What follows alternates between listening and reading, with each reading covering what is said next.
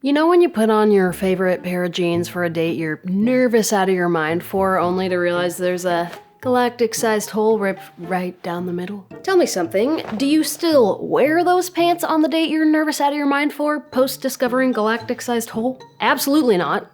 I hope. You shift gears, change plans, what seemed like a good idea at the time no longer seems like it's really gonna serve you in the way you hoped. Same with our money. When giving every dollar a job, we need to build in flexibility. What changes do I need to make, if any?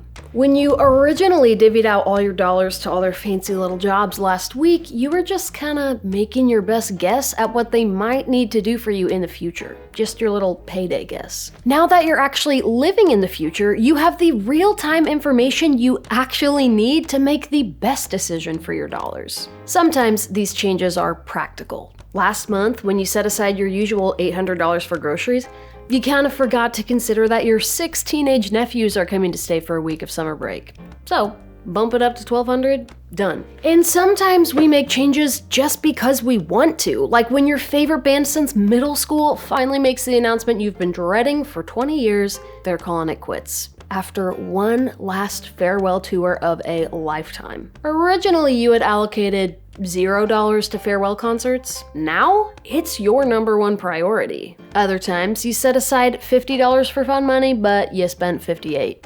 Who cares? I think we can figure out how to be flexible with $8 extra that brought us joy. In fact, I know we can. Now, what does this money shifting actually look like? Kind of exactly what you'd think. Deciding which less important spending you can sneak a little money away from in order to send off to your more important spending. Like moving $100 from car repairs to the vet, or $50 from haircuts to eating out. Suddenly, you have the power to solve the problem right in your own hands, under conditions you can actually get behind. Change isn't wrong, it isn't bad, it's just change. Now that's a good money plan.